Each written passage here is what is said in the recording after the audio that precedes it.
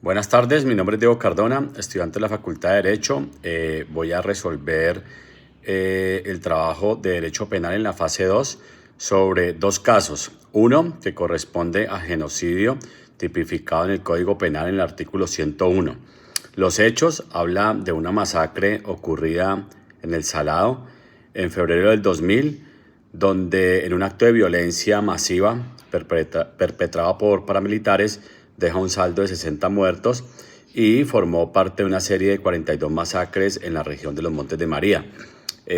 Aquí se puede detallar los testimonios de los sobrevivientes, donde destacan la brutalidad de los hechos y la inacción de la fuerza pública, la deshumanización de las víctimas. A pesar de que hay algunas condenas por homicidio agravado y concierto para delinquir, muchas de estas violaciones a los derechos humanos, pues como las violaciones sexuales y desplazamiento forzado, pues no han sido adecuadamente investigadas ni sancionadas. Sobre esto, pues entonces me remito a, a resolver que en este caso el sujeto activo serían los paramilitares, quienes fueron los que perpetraron el acto de violencia. El sujeto pasivo serían las víctimas, alrededor de 60 personas que fueron asesinadas. El verbo rector es perpetrar, ya que se refiere a la acción principal. El resultado pues es la muerte de 60 personas y además la creación de un ambiente de terror y desplazamiento forzado en la comunidad afectada. El objeto material pues son las 60 personas que fueron asesinadas durante el evento violento. Dentro de los elementos descriptivos podemos hablar la brutalidad de los hechos. Dos, podemos hablar del número de víctimas, 60 personas que fueron asesinadas. Tres, el contexto de terror, donde esta masacre crea un ambiente de terror pública y pues, en la intención de que todos los habitantes fueran testigos de este acto de violencia. En el cuarto pues sería la inacción de la fuerza pública, donde destacamos la falta de intervención de las autoridades durante la masacre. Y el quinto sería el impacto en la comunidad, donde pues por la masacre resulta un desplazamiento forzado y el profundo impacto en la memoria colectiva de las víctimas. Sexto, podemos hablar de la falta de justicia, porque a pesar de que hay muchas condenas y violaciones de derechos humanos, no han sido adecuadamente investigadas ni sancionadas. Dentro de los elementos normativos, pues podemos citar la violación de derechos humanos, la responsabilidad del Estado, investigación y justicia, y cuatro, sentencias judiciales. El nexo de causalidad, podemos establecer una conexión entre la masacre del 2000 y eventos previos de la región, como es la violencia, y una masacre que hubo en el 97. Este nexo permite atribuir la responsabilidad de los perpetradores, quienes habrían accionado venganza como parte de un ciclo de violencia en la región. Dentro de la imputación objetiva, podemos hablar de la atribución y responsabilidad de los paramilitares por la ejecución de actos violentos. De los elementos de tipo subjetivo, podemos hablar de 1, la intención de causar terror; 2, las venganzas y represalias. Dentro del concurso de conductas, pienso que para este caso de la masacre del Salado sí existe concurso de conductas, ya que se llevaron a cabo múltiples actos delictivos de manera simultánea. Estos son homicidios, torturas, desplazamiento forzado y pues otros actos de violencia que fueron ejecutados por los paramilitares. Dentro de la conducta heterogénea simultánea, podemos hablar que para este caso se cometieron múltiples delitos de distinta naturaleza, como lo son homicidios, torturas, actos de terror, desplazamiento forzado. Dentro de la conducta heterogénea sucesiva, hablamos de una serie de actos delictivos que ocurrieron en diferentes momentos, pero que están relacionados entre sí. Dentro de la conducta homogénea sucesiva, podemos hablar que en este caso de esta masacre que ocurrió, una conducta homogénea sucesiva se puede observar de la repetición de actos de violencia similares a lo largo del tiempo, como múltiples homicidios y torturas. Dentro de conducta homogénea simultánea podemos observar los múltiples homicidios que ocurrieron durante el mismo periodo de tiempo. Otro tipo de conductas, otro tipo de concurso de conductas que se puede observar es la superposición de delitos de homicidio y tortura, donde en un mismo acto se puede calificar como en diferentes tipos penales. por lo menos el asesinato de una persona que fue precedido por torturas puede ser visto como un homicidio, como una tortura. En este caso, pues no logramos identificar agravantes. Agravantes sí, pero atenuantes. Dentro de los agravantes podemos hablar de la premeditación y planificación. Pues la masacre fue cuidadosamente planificada y ejecutada por un gran número de paramilitares. 2, la crueldad y el ensañamiento, donde estos actos incluyen torturas, asesinatos brutales, lo que agrava pues la responsabilidad de estas personas que cometieron los actos. 3, el impacto a la comunidad.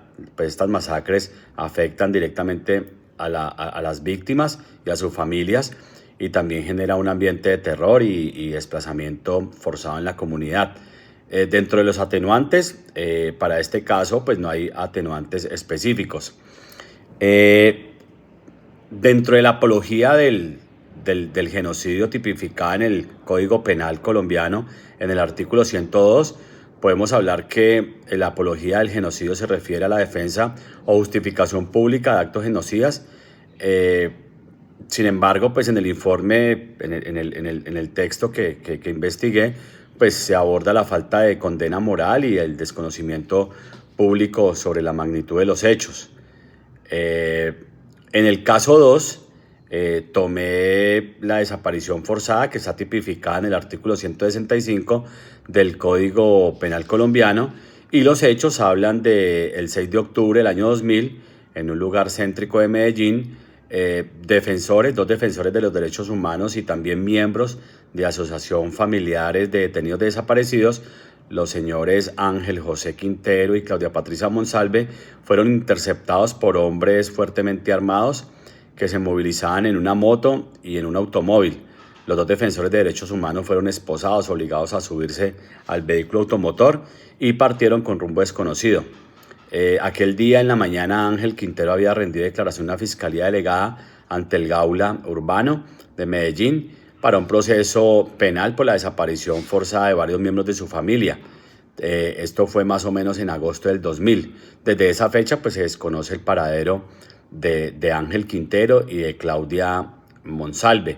Dentro de la conducta heterogénea simultánea, pues podemos hablar del secuestro y desaparición forzada de estos dos defensores de los derechos humanos. Dentro de la conducta homogénea sucesiva, podemos hablar de la desaparición forzada de los miembros de la familia, de Ángel y de Claudia. Dentro de la conducta homogénea simultánea, podemos hablar del secuestro y desaparición forzada de estos dos defensores de los derechos humanos.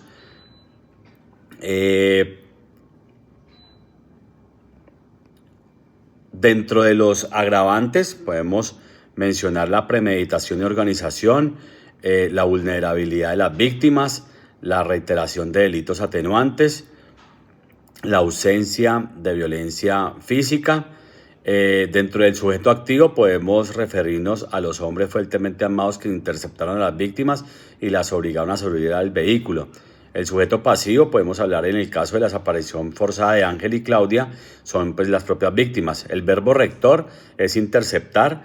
En el resultado podemos ver que el caso de la desaparición de Ángel y Claudia, el resultado pues es la desaparición de ellos dos.